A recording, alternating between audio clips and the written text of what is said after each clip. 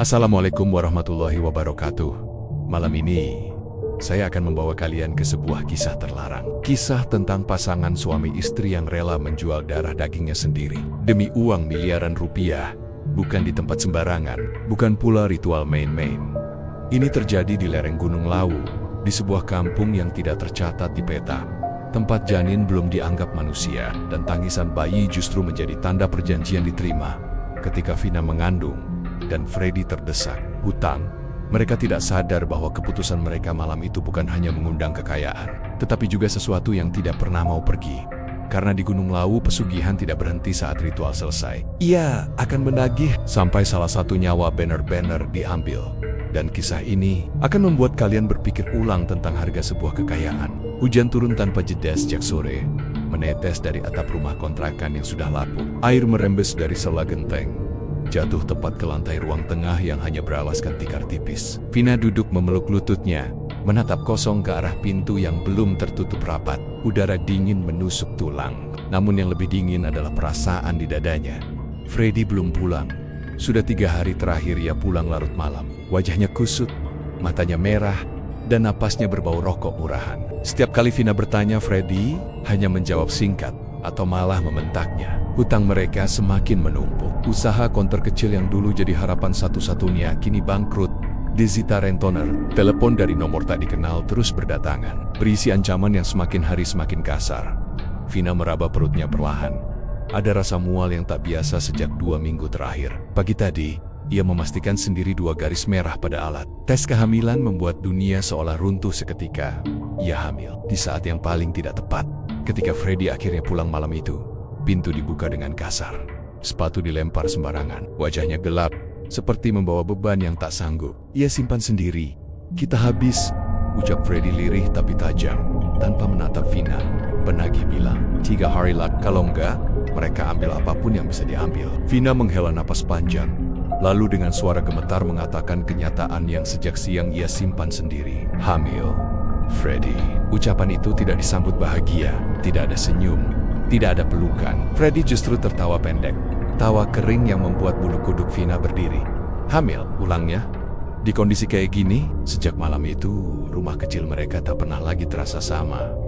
Freddy berubah dingin. Ia sering melamun, menatap dinding, seolah memikirkan sesuatu yang jauh lebih besar dari hutang atau anak yang akan lahir. Vina mulai sering bermimpi aneh, mimpi tentang gunung tinggi yang diselimuti kabut, tentang suara tangisan bayi yang menggema dari dalam tanah. Beberapa hari kemudian, Freddy membawa pulang kabar yang membuat jantung Vina berdegup tak wajar. Ia bertemu seseorang di warung kopi pinggir jalan, teman lama yang hidupnya kini bergelimang uang tanpa usaha jelas. Dari orang itulah Freddy mendengar bisikan tentang Gunung Lawu, tentang kampung terpencil yang tak tercatat peta, tentang ritual kuno yang menjanjikan kekayaan instan. Ini bukan sembarang pesugihan, kata Freddy pelan, seolah takut dinding ikut mendengar. Ini jual janin.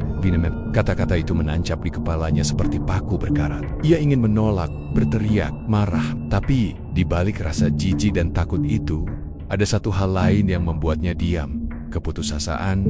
Malam semakin larut. Angin dari luar membawa bau tanah basah yang menusuk hidung. Vina merasakan perutnya berdenyut pelan, seolah ada sesuatu di dalamnya yang ikut mendengar percakapan itu. Untuk pertama kalinya, ia merasa kehamilannya bukan sekadar kehidupan baru, melainkan awal dari sesuatu yang gelap dan tak terhindarkan di kejauhan. Entah dari mana, terdengar suara seperti langkah kecil di tanah basah.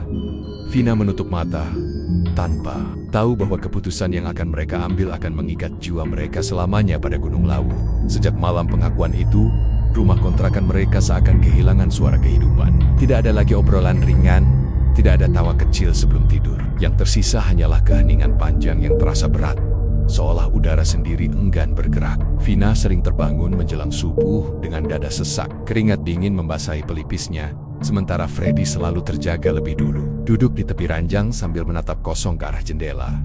Gunung Lawu mulai masuk ke dalam kehidupan mereka, bukan sebagai tempat, melainkan sebagai bisikan. Freddy semakin sering pergi tanpa pamit. Ia pulang dengan mata cekung dan wajah pucat, membawa seritu cerita yang tidak pernah Vina minta untuk didengar. Cerita tentang orang-orang yang tiba-tiba kaya, tentang sawah yang berubah jadi villa, tentang hutang yang lenyap begitu saja. Tapi, setiap cerita itu selalu diakhiri dengan satu kesamaan. Tidak ada dari mereka yang hidup tenang. Gunung itu bukan gunung biasa, kata Freddy suatu malam. Orang-orang bilang, dia mendengar permintaan manusia. Vina mencoba mengabaikannya. Ia lebih memilih fokus pada tubuhnya sendiri yang berubah semakin aneh. Muainya tidak wajar. Kadang perutnya terasa dingin seperti disentuh air malam. Kadang terasa panas menyengat hingga membuatnya meringkuk kesakitan. Ia belum pernah memeriksakan kandungannya ke bidan, bukan karena tidak mau, tapi karena setiap kali niat itu muncul, rasa takut yang tak bisa dijelaskan ikut datang. Mimpi-mimpi buruk mulai rutin mengunjunginya. Dalam tidurnya, Vina selalu berdiri di kaki gunung yang sama. Tanahnya hitam dan lembab. Pohon-pohon tinggi berdiri rapat, seakan saling berbisik. Dari dalam perutnya terdengar suara denyut yang bukan detak jantung. Kadang suara itu seperti napas, kadang seperti geraman kecil yang tertahan. Saat ia terbangun, tangannya sering berada tepat di atas perut, dan ia bersumpah sempat merasakan gerakan bukan tendangan bayi, melainkan sesuatu yang menggeliat mencari jalan keluar. Sementara itu, Freddy semakin dalam tenggelam dalam pencariannya. Ia mulai membaca cerita-cerita lama, mendatangi orang-orang yang dianggap tahu. Dari mereka, ia mendengar tentang kampung pesugihan, sebuah permukiman kecil di lereng Gunung Lawu yang konon tak pernah berubah sejak puluhan tahun lalu. Kampung itu tidak menerima orang sembarangan. Gununglah yang memilih siapa yang boleh datang. Salah, satu orang memperingatkannya dengan suara bergetar. Kalau sudah ditawari jalan itu, jangan setengah-setengah. Gunung gak suka orang ragu. Kata-kata itu terus terngiang di kepala Freddy. Vina mulai menyadari perubahan pada suaminya. Freddy menjadi mudah marah, sering berbicara sendiri, dan beberapa kali Vina melihatnya tersenyum tanpa sebab di tengah malam. Senyum itu bukan senyum bahagia, lebih seperti seseorang yang baru saja menemukan jawaban atas teka-teki paling gelap dalam hidupnya. Suatu malam, saat hujan kembali turun, Freddy akhirnya berkata dengan nada yang tidak memberi ruang untuk penolakan, "Aku dapat alamatnya." Vina menoleh cepat, jantungnya berdegup keras. "Alamat apa?" "Kampung itu," jawab Freddy. Mereka nunggu. Kata menunggu membuat tengkuk Vina terasa dingin. Ia ingin menolak, ingin lari, tapi perutnya tiba-tiba terasa nyeri hebat. Ia terpaksa duduk, napasnya memburu. Dalam rasa sakit itu, ia mendengar bisikan lirih bukan dari luar, melainkan dari dalam tubuhnya sendiri. Suara yang belum berbentuk kata, tapi penuh tuntutan. Malam itu, Vina menangis tanpa suara. Perjalanan menuju Gunung Lawu dimulai sebelum matahari benar-benar terbit. Freddy mengendarai motor dengan wajah tegang, seolah takut pikirannya sendiri tertinggal jika ia berhenti terlalu lama. Vina duduk di belakang, memeluk perutnya yang terasa semakin berat meski usia kandungannya belum lama. Jalanan semakin sempit, rumah-rumah penduduk perlahan menghilang, digantikan pepohonan tinggi yang berdiri rapat seperti dinding. Tidak ada penunjuk arah. Tidak ada papan nama. Freddy hanya mengikuti petunjuk yang diingatnya dari cerita orang-orang. Yang ia temui belok saat bau tanah terasa lebih tajam, berhenti ketika suara serangga tiba-tiba menghilang. Vina merinding ketika menyadari keheningan itu. Bahkan angin pun seolah enggan bersuara. Saat mereka sampai, kampung itu tampak sepi. Rumah-rumah kayu berdiri berjajar rapi, catnya kusam, atapnya rendah. Tidak ada anak-anak bermain. Tidak terdengar suara radio atau televisi. Beberapa orang dewasa tampak duduk di teras, menatap mereka tanpa senyum, tanpa rasa ingin tahu. Seolah kehadiran Vina dan Freddy sudah lama dinantikan. Langkah Vina terasa berat ketika menjejak tanah kampung itu. Dadanya sesak, napasnya pendek-pendek, perutnya berdenyut pelan, denyutan yang kini terasa familiar, denyutan yang muncul setiap kali ia merasa terlalu dekat dengan sesuatu yang tak terlihat. Seorang lelaki tua muncul dari salah satu rumah paling ujung. Tubuhnya kurus, rambutnya memutih. Seluruhnya, matanya tajam namun kosong. Ia berjalan perlahan, tapi langkahnya mantap. Seperti tanah itu sendiri yang membawanya maju. "Kalian akhirnya sampai," ucapnya datar. Vina dan Freddy saling berpandangan. Tidak ada perkenalan, tidak ada pertanyaan. Lelaki tua itu tidak menanyakan nama mereka, tidak pula tujuan kedatangan mereka. Ia hanya menatap perut Vina lama sekali, hingga Vina merasa seolah tubuhnya telanjang.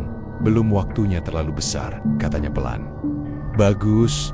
Vina menggigil. Freddy membuka mulut, tapi suaranya tercekat. Lelaki itu kemudian berbalik, memberi isyarat agar mereka mengikuti. Tanpa sadar, kaki mereka melangkah, seolah keputusan sudah diambil jauh sebelum mereka sampai di tempat itu. Di dalam salah satu rumah kayu, Udara terasa lembab dan dingin. Bau dupa bercampur dengan aroma tanah basah dan sesuatu yang amis. Lelaki tua itu duduk bersila, sementara Vina dan Freddy dipersilakan duduk di depannya. Kampung ini tidak muncul di peta, ucapnya. Yang datang ke sini bukan karena menemukan jalan, tapi karena dipanggil. Freddy menelan ludah. Kami hanya ingin hidup lebih baik. Lelaki itu tersenyum tipis. Senyum yang tidak pernah mencapai matanya. Semua yang datang ke sini bilang begitu. Ia mulai menjelaskan dengan suara datar, seolah sedang membacakan aturan yang sudah ia hafal sejak lama. Pesugihan di Gunung Lawu bukan soal meminta, melainkan menukar. Yang paling berharga akan ditukar dengan apa yang paling diinginkan. Dan bagi pasangan yang datang dengan kandungan, gunung memiliki ketertarikan tersendiri. Janin itu belum sepenuhnya manusia, katanya. Ia masih berada di antara dua alam. Gunung menyukainya. Vina merasakan perutnya mengeras, rasa nyeri menjalar hingga ke punggung. Ia memejamkan mata, mencoba menahan air mata. Freddy diam, wajahnya pucat. Namun matanya menyala oleh sesuatu yang sulit Vina kenali antara takut dan tergoda. Tidak semua orang kuat melanjutkan. Lanjut lelaki tua itu. Kalau kalian ragu, kalian boleh pergi sekarang. Tapi keluar dari kampung ini, jangan pernah menoleh ke belakang. Vina ingin segera berdiri dan pergi. Namun sebelum ia sempat membuka mata, suara itu kembali terdengar bisikan dari dalam tubuhnya. Kini lebih jelas, lebih mendesak, seolah ada sesuatu yang tidak ingin mereka pergi. Freddy akhirnya mengangguk pelan. Lelaki tua itu berdiri, mengetuk lantai kayu 3 kali dengan tongkatnya. Dari luar rumah, terdengar langkah kaki mendekat, namun tak satu pun wajah baru muncul di dalam. Seolah seluruh kampung ikut menyaksikan dari balik dinding. Malam perjanjian akan tiba, ucapnya. Kalian menginap di sini. Gunung perlu mengenal kalian lebih dekat. Saat senja turun, Vina berdiri di depan rumah tempat mereka diinapkan. Kabut perlahan merayap turun, menelan jalan setapak yang mereka lewati tadi. Untuk pertama kalinya, Vina benar-benar menyadari satu hal. Kampung ini tidak terasa seperti tempat manusia hidup. Dan yang lebih menakutkan, perutnya terasa hangat seperti ada sesuatu di dalamnya. Yang pulang ke rumah, ia mulai sadar bahwa kehamilan ini bukan sekadar nyawa yang tumbuh. Ada sesuatu yang ikut menyertainya, sesuatu yang terhubung dengan Gunung Lawu. Seolah janin di dalam perutnya telah lebih dulu mengenal tempat itu sebelum mereka sempat melangkah ke sana. Ketika hari keberangkatan akhirnya diputuskan, Vina ketakutan yang tidak pernah ia rasakan sebelumnya. Bukan takut mati, bukan takut miskin, melainkan takut bahwa sejak awal mereka bukan lagi pihak yang menentukan pilihan. Gunung Lawu telah memanggil, dan panggilan itu tidak pernah datang tanpa harga. Asterisk. Malam pertama di kampung pesugihan terasa lebih panjang dari malam-malam lain yang pernah Vina jalani. Waktu seakan melambat, detik-detik berjalan tertatih, sementara udara dingin merayap masuk ke tulang. Rumah kayu tempat mereka menginap tidak memiliki jam, tidak ada penanda waktu selain bunyi serangga yang datang dan pergi tanpa pola. Vina terbaring gelisah. Setiap kali ia memejamkan mata, perutnya berdenyut. Bukan sekadar rasa nyeri, melainkan seperti sentuhan dari dalam. Freddy pelan, namun suaminya hanya membalas dengan dengusan pendek. Freddy tidak tidur. Ia duduk bersandar ke dinding, tatapannya kosong, seolah mendengarkan sesuatu yang tak bisa didengar orang lain. Menjelang tengah malam, pintu rumah diketuk perlahan, tok tok tok. Bukan ketukan orang yang ragu, melainkan ketukan yang yakin bahwa pintu itu akan dibuka. Freddy berdiri lebih dulu, sementara Vina memeluk perutnya. Jantungnya berdetak kencang. Ketika pintu terbuka, lelaki tua itu berdiri di ambang pintu, ditemani bau tanah basah yang lebih pekat dari sebelumnya. Sudah waktunya kalian tahu semuanya, katanya singkat. Mereka dibawa ke sebuah rumah yang lebih besar dari yang lain. Di dalamnya, beberapa orang tua duduk melingkar. Wajah-wajah mereka keriput dan kaku, seperti patung yang lupa bernapas. Di tengah ruangan, terdapat sebuah wadah tanah liat besar yang tertutup kain hitam. Vina tidak tahu isinya, tapi perut niat langsung menegang saat melihatnya. Lelaki tua itu mulai berbicara tanpa basa-basi. Pesugihan ini tidak bisa setengah-setengah. Tidak ada tawar-menawar. Ia menjelaskan dengan suara datar, seolah membicarakan sesuatu yang biasa. Janin yang dikandung Vina harus diserahkan sebelum usia tertentu. Ritual hanya bisa dilakukan pada malam khusus, ketika batas antara dunia manusia dan dunia gunung menipis. Kedua orang tua kandung wajib hadir dan menyaksikan penyerahan itu secara utuh tanpa menutup mata, tanpa berpaling. Kalau salah satu dari kalian menolak di tengah ritual, katanya pelan, akibatnya bukan hanya uang yang hilang. Vina merasakan tenggorokannya mengering. Apa yang akan terjadi? Tanyanya lirih. Salah satu orang tua tersenyum tipis. Gunung tidak suka dibohongi. Tak ada penjelasan lebih lanjut. Hanya kalimat itu yang terasa lebih mengerikan. Daripada ancaman apapun, Freddy bertanya soal imbalan. Lelaki tua itu menyebutkan jumlahnya tanpa ekspresi angka yang membuat napas Vina tertahan. Wang Mili cukup untuk melunasi semua hutang, membeli rumah, hidup berkecukupan tanpa bekerja keras seumur hidup. Jumlah yang tak pernah mereka bayangkan sebelumnya. Setelah ritual selesai, lanjut lelaki tua itu, rezeki akan mengalir. Tapi ingat, hubungan kalian dengan gunung tidak langsung putus. Vina menoleh ke Freddy. Ia berharap melihat keraguan, harapan kecil bahwa mereka masih bisa pergi. Namun yang ia lihat justru mata Freddy yang berkilat, wajahnya tegang tapi penuh. Untuk pertama kalinya sejak lama, Freddy tampak seperti seseorang yang menemukan jalan keluar meski jalan itu gelap dan berdarah.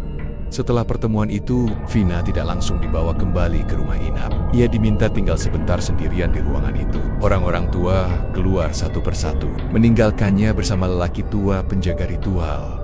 Kau masih bisa menolak, ucap lelaki itu tanpa menatapnya. Tapi kalau kau pergi sekarang, gunung akan tetap mengingatmu. Air mata Vina jatuh tanpa suara. Ia memeluk perutnya erat-erat, mencoba merasakan kehidupan kecil yang seharusnya ia lindungi. Namun yang ia rasakan justru dorongan halus dari dalam. Seolah janin itu menekan, meminta ruang, meminta keputusan. Apa yang akan terjadi pada anakku? Tanyanya dengan suara hancur. Lelaki tua itu akhirnya menatapnya. Ia tidak mati, katanya. Ia hanya tidak menjadi manusia. Kata-kata itu menghantam batin Vina lebih keras dari tamparan apapun. Ketika Vina kembali ke rumah inap, Freddy langsung berdiri. Kita lanjut, katanya tegas. Sebelum Vina sempat berbicara, ini satu-satunya jalan. Malam itu, Vina menyadari bahwa ia telah kehilangan satu hal penting. Hak untuk menentukan masa depan dirinya sendiri. Perutnya kembali terasa hangat. Hangat yang aneh. Seperti sesuatu di dalamnya tengah bersiap. Di luar Rama, angin berembus pelan membawa aroma tanah. Dan malam ritual tiba tanpa tanda khusus. Tidak ada pengumuman. Tidak ada aba. Vina hanya terbangun dari tidurnya karena rasa nyeri hebat di perut. Seperti diremas dari dalam. Nafasnya terengah. Keringat dingin membasahi leher dan punggung. Di sudut ruangan, Freddy sudah berdiri. Seolah tidak pernah tidur sejak malam sebelumnya. Mereka sudah menunggu. Ucapnya singkat. Vina ingin bertanya jam berapa sekarang. Hari apa? Tapi kata-kata itu terasa tidak penting. Waktu di kampung ini tidak berjalan seperti di luar. Ia hanya tahu satu hal. Tubuhnya merasa dipanggil. Mereka berjalan menyusuri jalan tanah menuju hutan. Tidak ada obor, tidak ada lampu. Anehnya, Vina tetap bisa melihat langkahnya sendiri. Seakan kegelapan membuka jalan hanya untuk mereka. Tanah terasa lembek, lengket di telapak kaki. Setiap langkah membuat perutnya kembali berdenyut, semakin kuat, semakin tidak wajar. Di tengah hutan, mereka berhenti di sebuah tanah lapang yang dikelilingi pohon-pohon tua. Udara di sana berat, sulit dihirup. Di tanah, sudah terbentuk lingkaran. Dengon simply yang Vina kenali. Bau darah dan tanah basah bercampur, membuat kepalanya pening. Orang-orang kampung berdiri di luar lingkaran. Tidak ada satupun yang berbicara. Wajah mereka tampak kabur, seperti dilihat dari balik air. Di hadapan lingkaran itu, lelaki tua penjaga ritual berdiri. Tongkatnya tertancap di tanah. Jangan ada yang menangis, ucapnya pelan tapi tegas. Tangisan melemahkan perjanjian. Vina dipersilakan duduk di tengah lingkaran. Saat ia menurunkan tubuhnya, rasa sakit menyambar begitu kuat, hingga ia berteriak tertahan. Freddy refleks hendak mendekat, tapi tangan lelaki tua menahannya. Kau harus melihat, katanya dingin. Kalau kau berpaling, kau bukan hanya kehilangan uang. Kata-kata itu membuat Freddy terpaku di tempatnya.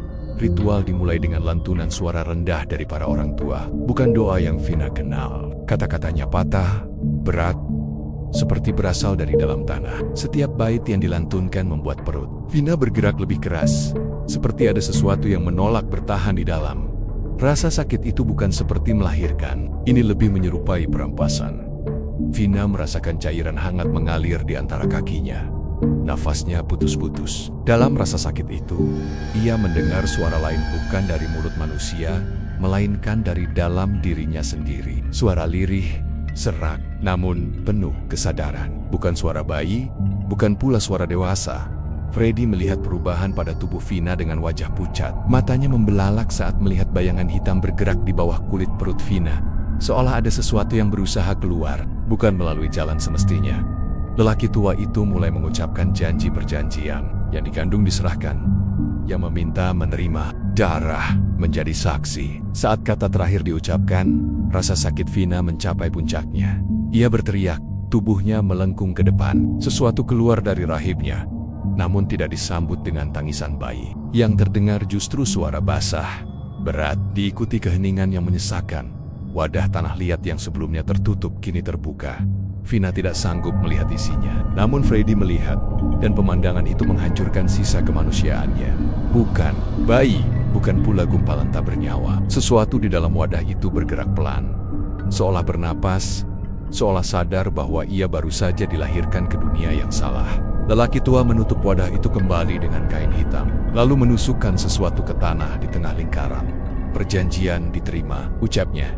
Vina jatuh pingsan. Saat ia terbangun, ia berada kembali di rumah inap. Tubuhnya terasa kosong, ringan, tapi dingin. Tangannya refleks meraba perut rata, sunyi, tidak ada denyut, tidak ada gerakan. Namun anehnya, telinganya menangkap suara yang masih sama. Tangisan lirih. Freddy duduk di sudut ruangan, wajahnya pucat pasi. Tangannya gemetar, pakaiannya berlumur tanah dan sesuatu yang lebih gelap dari tanah. Ketika Vina memanggil namanya, Freddy menoleh perlahan dengan mata yang tidak lagi sama. Kita berhasil, katanya pelan. Uangnya kita dapat. Namun di balik kata-kata itu, dari sudut rumah, Vina melihat bayangan kecil bergerak perlahan, menempel di dinding, seolah belum sepenuhnya pergi. Perjanjian telah dibuat, dan sesuatu kini hidup, karena mereka dedaunan busuk. Dari keyohan, samar-samar terdengar suara seperti tawa kecil tipis, terputus-putus, dan terlalu dekat untuk diabaikan. Malam perjanjian semakin dekat, dan tak satu pun dari mereka benar-benar siap membayar harganya. Uang itu datang tanpa suara, tanpa perayaan, tanpa rasa lega yang seharusnya menyertainya. Pagi setelah ritual, Freddy terbangun dengan ponselnya bergetar tanpa henti. Notifikasi dari bank memenuhi layar, deretan angka yang selama ini hanya hidup dalam angan-angan kini tertera nyata. Saldo yang tak masuk akal, jumlah yang bahkan sulit diucapkan, tanpa membuat lidah terasa berat. Freddy tertawa terbahak, seperti orang yang baru saja selamat dari kematian. Ia berulang kali mengecek layar ponsel, menekan-nekan tombol seolah takut semua itu hanya ilusi. Kita kaya, Vin, katanya dengan suara serak. Semua selesai. Vina tidak ikut tersenyum. Ia duduk di tepi ranjang, memeluk tubuhnya sendiri. Tubuhnya terasa kosong, tapi bukan lega. Ada lubang besar di dalam dirinya. Bukan hanya di rahim, melainkan di sesuatu yang lebih dalam. Setiap kali ia menarik napas, dadanya terasa dingin. Seolah udara yang masuk bukan lagi udara milik manusia. Mereka meninggalkan kampung pesugihan. Siang itu juga tidak ada yang mengantar, tidak ada yang melarang. Jalan keluar yang sebelumnya terasa samar kini terbuka begitu saja. Namun saat motor melaju menjauh, Vina merasakan sesuatu seperti tarikan halus dari belakang. Bukan pada tubuhnya, melainkan pada pikirannya. Seakan ada bagian dari dirinya yang tertinggal di gunung itu. Hari-hari berikutnya berubah cepat. Hutang lunas. Rentenir yang dulu garang kini mendadak ramah, bahkan meminta maaf. Freddy membeli rumah baru di kota, besar dan megah. Tetangga menyambut mereka dengan senyum iri. Semua yang dulu mustahil kini terasa mudah. Namun, Vina tidak pernah benar-benar pindah. Setiap malam ia terbangun pada jam yang sama. Sekitar tengah malam, ketika rumah sunyi dan Freddy terlelap, ia selalu terbangun karena suara itu tangisan lirih, pelan, tapi jelas. Bukan dari luar rumah, melainkan dari dalam dinding, dari lantai, kadang terasa sangat dekat dengan telinganya. Saat ia bangkit dan menyalakan lampu, suara itu hilang, menyisakan rasa dingin yang menggigit. Tubuh Vina mulai melemah. Ia sering mual, pusing, dan mengalami pendarahan ringan, meski kandungannya telah kosong. Dokter tidak menemukan apa-apa. Stres, kata mereka. Trauma. Tapi Vina tahu, ini bukan sekadar trauma. Ada sesuatu yang masih terhubung dengannya. Sesuatu yang belum benar-benar pergi. Freddy juga berubah. Ia menjadi cepat marah, emosinya meledak tanpa sebab. Hal-hal kecil membuatnya tersinggung. Ia mulai sering melihat sesuatu di sudut matanya, bayangan kecil yang bergerak cepat, lalu menghilang. Suatu malam, ia terbangun dengan keringat dingin, bersumpah melihat seorang anak kecil berdiri di samping tempat tidurnya. Wajahnya gelap dan tidak jelas, cuma mimpi, katanya pada dirinya sendiri. Tapi suara di kepalanya berkata lain. Uang, tidak hanya dari saldo awal, tapi dari peluang-peluang aneh yang selalu menguntungkan Freddy. Bisnis apapun yang ia sentuh selalu berhasil. Namun setiap keberhasilan itu disertai mimpi buruk yang semakin nyata. Dalam tidurnya, Freddy sering melihat Gunung Lawu. Bukan sebagai gunung, melainkan sebagai sosok besar yang bernapas pelan, mengawasi. Vina mulai mendengar suara itu juga saat terjaga.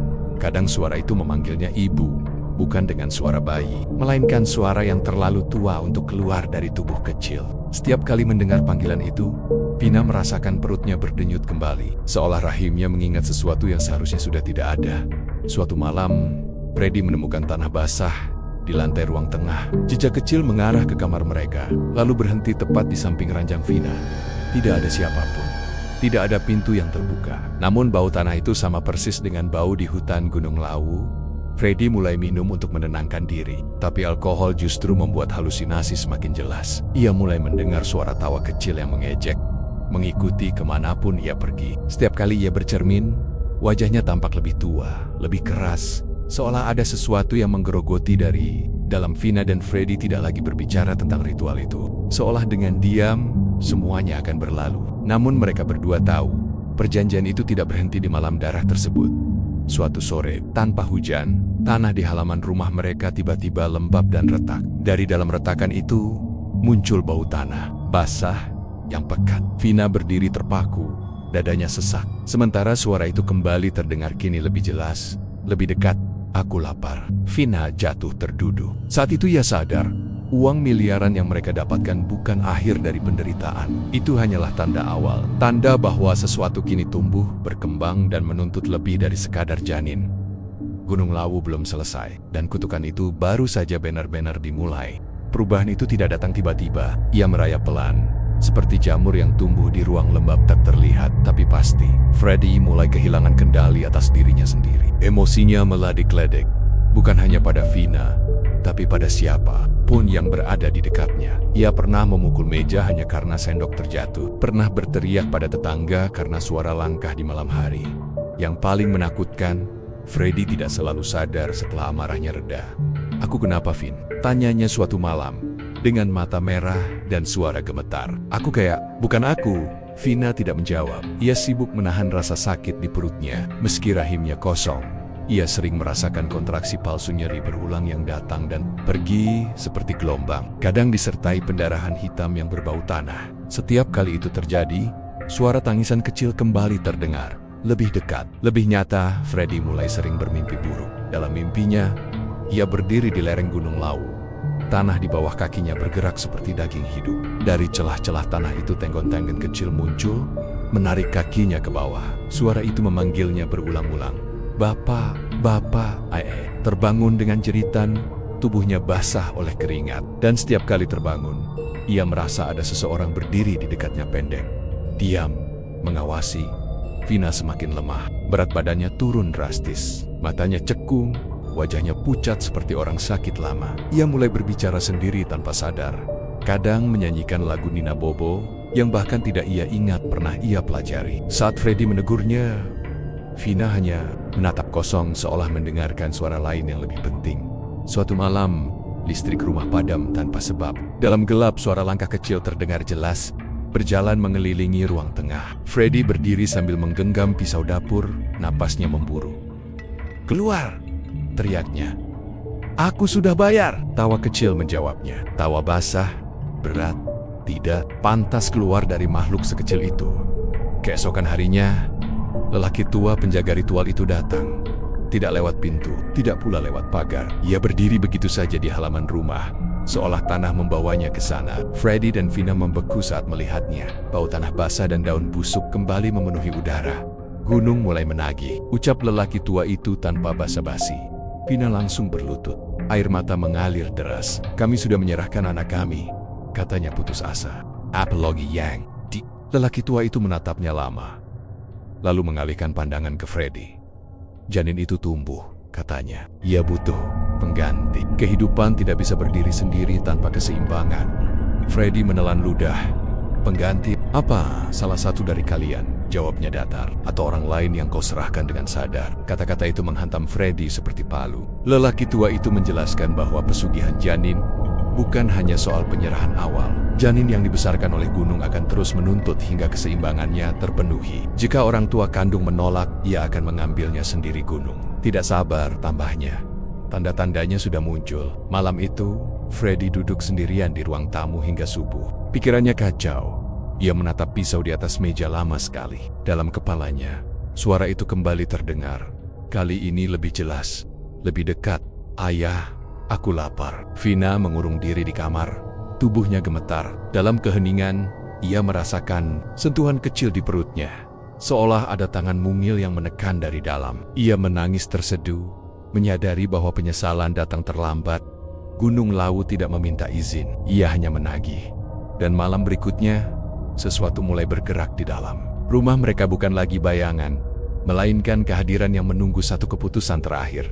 Malam itu, udara di dalam rumah terasa berbeda. Tidak dingin, tidak panas, melainkan pengap, seperti ruangan tertutup yang terlalu lama menyimpan napas. Vina terbangun dengan jeritan tertahan saat rasa sakit menghantam perutnya jauh lebih kuat. Dari sebelumnya, ia terjatuh dari ranjang, meringkuk sambil memegangi perutnya yang kembali terasa penuh, berat, dan berdenyut. Rintihnya pelan. Freddy berlari masuk ke kamar. Saat melihat Vina di lantai, wajahnya langsung pucat. Ia berlutut, hendak menolong, tapi tangannya berhenti di udara. Di balik kulit perut Vina tampak gerakan aneh, bukan seperti gerakan janin biasa, melainkan tekanan dari dalam, seolah sesuatu mencoba mendorong keluar dengan paksa. Ini nggak mungkin, gumam Freddy. Vina menangis. Air matanya bercampur keringat dingin. Dia kembali, Freddy, katanya dengan suara nyaris tak terdengar. Aku bisa merasakannya. Tangisan itu terdengar lagi. Bukan dari perut Vina, melainkan dari sudut rumah. Freddy menoleh perlahan. Di balik bayangan gelap ruang tengah, terdengar suara langkah kecil mendekat. Setiap langkah disertai bunyi basah, seperti tanah yang diinjak setelah hujan. Bau tanah Gunung Lawu kembali memenuhi rumah, pekat dan menusuk hidung. Ayah. Suara itu kini jelas, terlalu jelas. Freddy mundur satu langkah, tubuhnya gemetar. Tidak, katanya pelan, kau bukan anakku. Tawa kecil terdengar, diikuti suara seretan pelan. Sesuatu bergerak mendekat, tidak tergesa, seolah yakin tidak akan ditolak. Vina menjerit saat rasa sakit di perutnya mencapai puncak. Darah hitam merembes keluar, mengalir di lantai, berbau amis bercampur tanah. Freddy melihatnya dengan mata membelalak. Dalam kepanikan itu, ingatan tentang kotek kata lelaki tua penjaga ritual kembali menghantam pikirannya. Salah satu dari kalian, atau orang lain yang kau serahkan dengan sadar. Aku nggak mau mati, bisik Freddy, suaranya pecah. Langkah itu berhenti, seolah menunggu Freddy menatap Vina. Istrinya terbaring lemah, tubuhnya kejang-kejang, matanya memohon tanpa kata. Dalam tatapan itu ada ketakutan, penyesalan, dan satu harapan kecil yang menyakitkan. Agar Freddy memilih dengan benar. Namun suara itu kembali berbisik. Kali ini tepat di telinga Freddy. Ayah dulu yang janji. Pisau dapur tergeletak di dekat kaki Freddy. Tangannya gemetar saat mengambilnya. Air mata mengalir di pipinya. Tapi pikirannya kosong, seperti dikuras dari dalam. Ia merasa terdesak, dipojokkan oleh pilihan yang tak pernah ingin ia hadapi. Maafin, katanya lirih.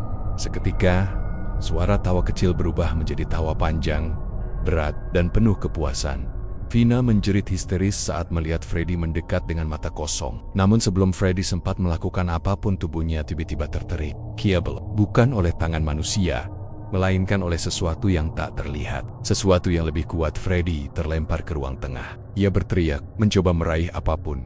Tapi lantai terasa licin oleh tanah basah yang muncul entah dari mana. Dari balik kegelapan, sosok kecil itu akhirnya menampakkan dirinya sepenuhnya. Tubuhnya kecil, namun gerakannya tidak wajar. Wajahnya samar, seolah belum selesai dibentuk. Tapi mulutnya terbuka lebar, terlalu lebar untuk ukuran kepala sekecil itu. Ayah, waktunya pulang. Jeritan Freddy menggema satu kali, lalu terputus. Sunyi. Freddy dinyatakan hilang. Polisi datang, bertanya, menyelidiki. Rumah itu disisir, halaman digali, selokan dibuka. Tidak ada darah, tidak ada tanda perkelahian, tidak ada bukti kejahatan. Freddy seolah menguap begitu saja dari dunia. Kasus itu perlahan mengendap, berubah status menjadi orang hilang tanpa petunjuk. Vina tidak pernah menangis di depan siapapun. Ia duduk diam setiap kali ditanya, menjawab seperlunya, suaranya datar. Ketika seorang polisi bertanya, apakah Freddy memiliki musuh? Vina hanya menggeleng pelan. Ketika ditanya apakah Freddy mungkin kabur membawa uang, Vina tersenyum tipis. Senyum yang membuat siapapun enggan bertanya lebih jauh. Suami saya pulang ke asalnya, katanya lirih. Tak ada yang mengerti maksudnya. Setelah semua orang pergi, rumah itu kembali sunyi. Terlalu sunyi untuk rumah sebesar itu. Uang masih ada, bahkan bertambah. Rekening Vina tidak pernah kosong. Setiap usaha yang disentuhnya berkembang tanpa ia benar-benar berusaha. Seolah ada tangan tak terlihat yang memastikan ia tidak akan jatuh miskin lagi. Namun kebahagiaan tidak pernah ikut datang. Tubuh Vina semakin kurus. Ia jarang tidur. Setiap malam, tepat pada jam yang sama, ia terbangun dan duduk di tepi ranjang, menatap ruang kosong di sudut kamar. Di sanalah ia sering berbicara pelan, seperti seorang ibu menenangkan anaknya. Sebentar lagi, bisiknya. Ibu di sini. Tetangga mulai memperbincangkannya. Mereka sering melihat Vina berjalan di halaman tengah malam, menyusuri tanah dengan kaki telanjang, seolah mencari sesuatu. Kadang ia terlihat menggendong sesuatu yang tidak ada, mengayun-ayunkannya dengan lembut. Suatu malam, seorang tetangga bersumpah mendengar suara anak kecil tertawa dari dalam rumah Vina. Padahal, semua orang tahu Vina tinggal sendirian. Beberapa bulan kemudian, Vina menghilang. Tidak ada tanda pindah, tidak ada pesan.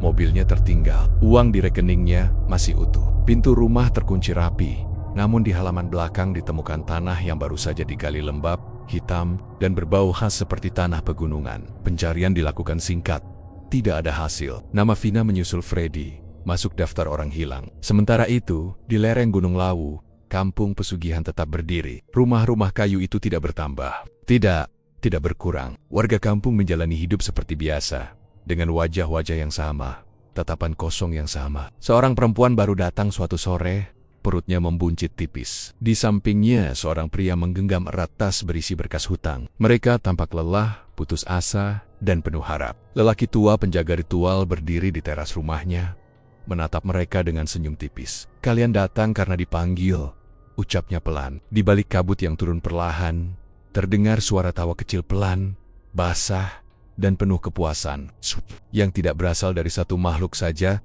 melainkan dari banyak yang pernah diserahkan, banyak yang tumbuh tanpa pernah menjadi manusia. Gunung Lawu tidak pernah lupa, ia hanya menunggu. Dan uang miliaran, seperti biasa, hanyalah umpan Vina. Terbaring di lantai kamar, napasnya tersengal, rasa sakit di perutnya perlahan mereda, denyutan itu menghilang. Tangisan juga berhenti, yang tersisa hanyalah keheningan yang menakutkan. Saat fajar menyingsing, rumah itu kembali sunyi seperti semula. Tidak ada jejak perlawanan, tidak ada darah. Freddy, tidak ada pisau. Freddy lenyap. Vina ditemukan tetangga beberapa jam kemudian. Hidup, tapi tatapannya kosong, seperti seseorang yang jiwanya tertinggal jauh di tempat lain. Ketika ditanya tentang suaminya, Vina hanya tersenyum tipis dan berbisik pelan. Gunung sudah mengambil bagiannya. Namun di balik senyum itu, di dalam tubuh Vina, ada sesuatu yang terasa lega, seolah sebuah perut kecil kini telah terisi.